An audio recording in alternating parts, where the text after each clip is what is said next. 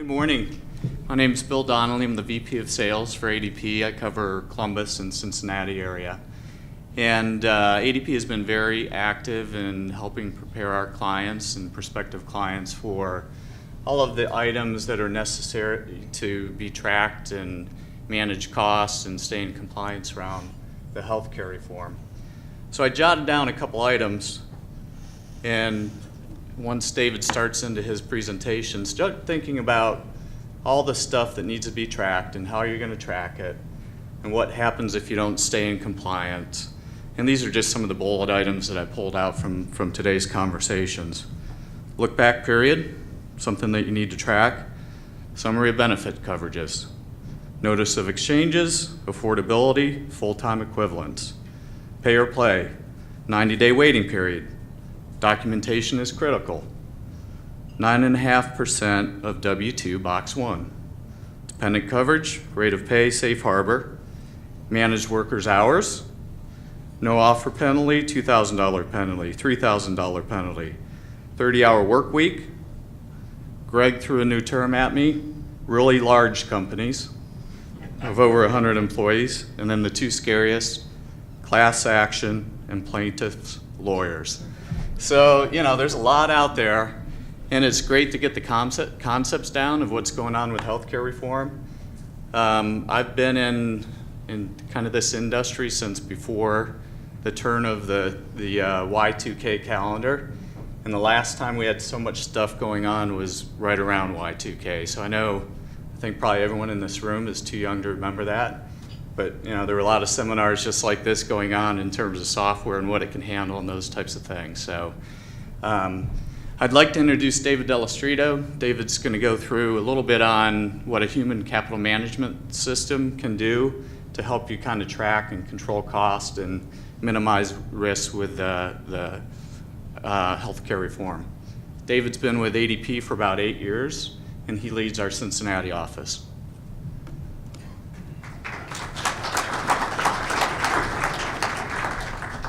Bill.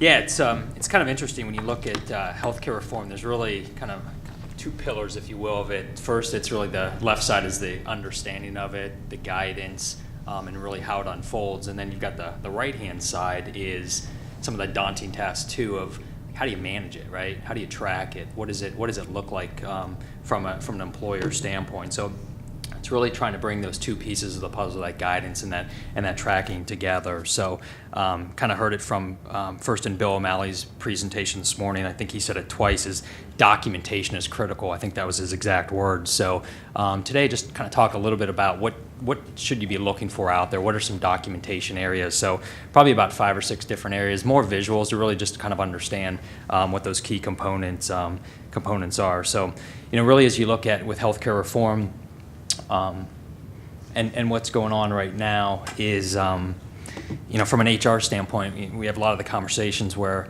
HR, you're in the business really to lead the organization, make the organization be profitable, have employees engaged.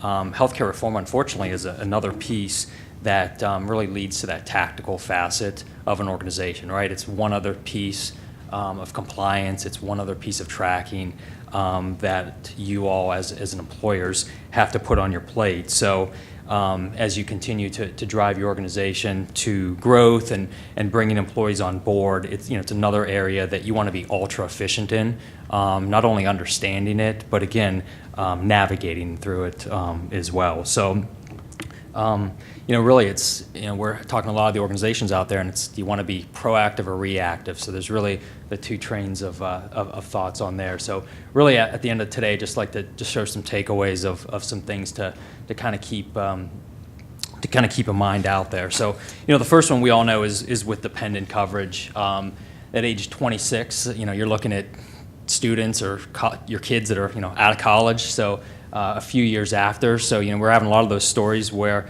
it could be 4 years after they're graduating and they could still be on the parents' plan. So when you talk about that is, how do you get visibility, right? How do you track that? Excel spreadsheets, file folders, and the such could be a pretty daunting task. So as you start looking at that tracking of the capabilities, This is all pieces that need to be built into those benefits plans as you're managing today. So again, the first piece is dependent coverage.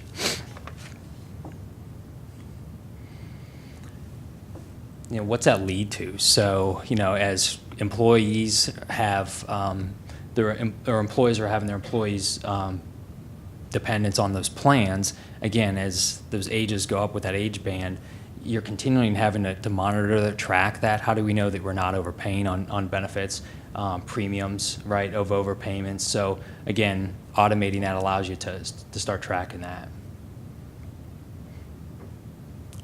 Bill brought this up earlier, and I know that the two previous speakers as well, is the summary of benefits and coverage, right? So as you start looking at that, I know Bill brought that up earlier, again, tracking that. You've got to have employees, right, to be able to sign off on that. So, how do you want to most efficiently manage that process? Is it one where they're, handwriting that out, or you're filing it away in their folders? So again, providing the employee visibility to show that they've, signed off on it. When did they sign off on it? Who signed off on it? They've acknowledged that policy. So as we talk about compliance, even from a litigation standpoint, now kind of the proof's in the pudding that you've got the documentation, you've got your I's dotted, your T's crossed, to be able to show that those were in compliance, right? So the SBC requirements, again, administrative burden. Again, these sound like very small tasks, right? But as you start talking about 100, 200, 300, 400, 500 employees and above, again, it's just more paper pushing. It's more pieces that ultimately have to get managed by the employer. So a great way to be able to, again, bring that together and streamline and automate that for you. I'm not going to go into too much detail on the patient-centered outcomes, but as practitioners of the organization, whether it's a self-administered plan, allows you to do some calculations. Hard to see here, but again, just kind of conceptually to be able to calculate that and to build that. If it's non-self-administered plan, it allows you to provide audits to your providers, right? So as you talk about with your providers, being able to be razor sharp with the tracking of that information. Bill Donnelly, he mentioned this a few moments ago with W-2 reporting on the healthcare costs.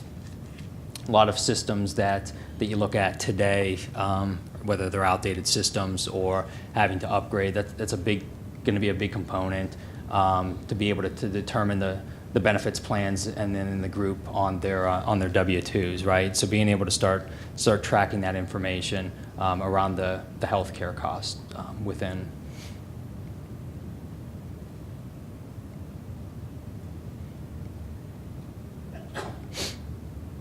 So again, kind of hearing the word compliance.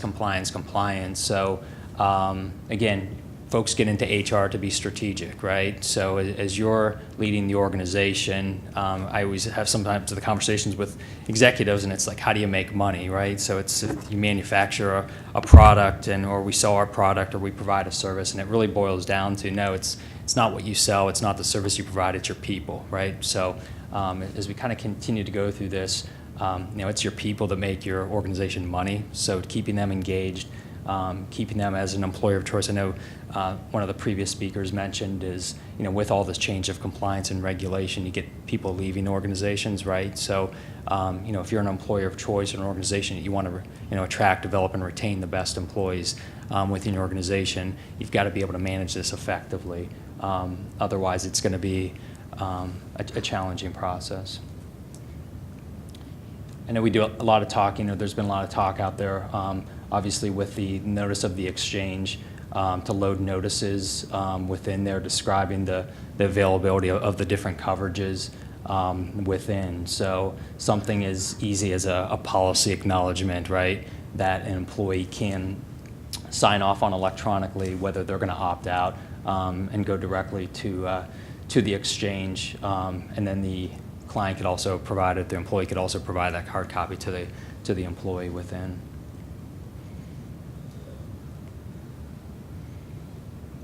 So again, administrative burden, right, continues, again, 5-6 different areas that again, things that maybe don't seem very daunting or don't seem to be a big time consumer, but again, as day-to-day goes on in Department of Labor with auditing and being able to track that.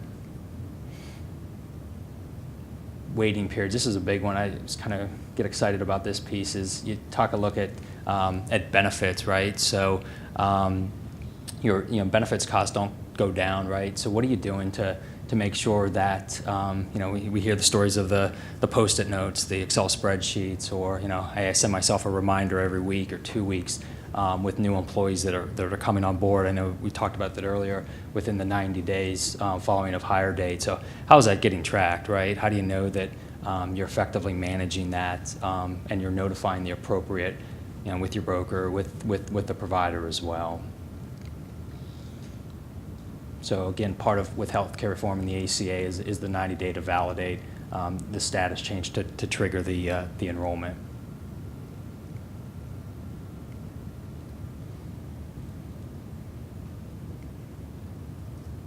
And within that piece too is especially as you talk about employees coming on and off the plans as well. That's even another component as you talk about eligibility. It's not so much the eligibility of even coming on, but think about the eligibility of coming off the plan as well. Again, you've got dependents. How are you making sure that dependents with different last names? You've got multiple locations across the country. Those could be phone calls between departments, branches. So it allows you to streamline that process.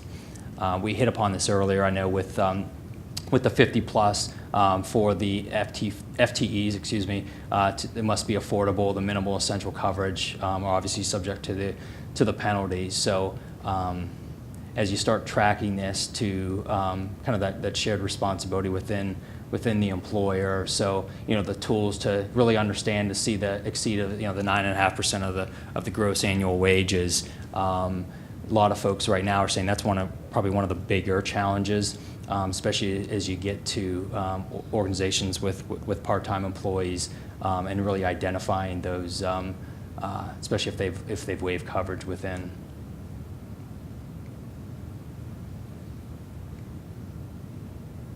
And that's a report that would be able to show some of the data there. The pay or play. Obviously, the preparation, mitigating the risk alongside the employer side. Again, compliance regardless of company side. And again, lastly, obviously, the burden that it takes to track that. So really, as you kind of wrap up, again, it really provides you, I guess, a different thought of thinking about, again, healthcare reform, right? So, getting the guidance, having meetings like this, and really understanding what the outcomes are going to be as an organization, as an employer. What measures do you want to put into place to be a little bit more proactive, to be able to give more visibility? I think that's a big key right now is visibility as organizations become more global, as they become more nationwide, right? And you've got folks across the country as well. So it really helps level set the playing field and allows the organization to run razor sharp. So thank you.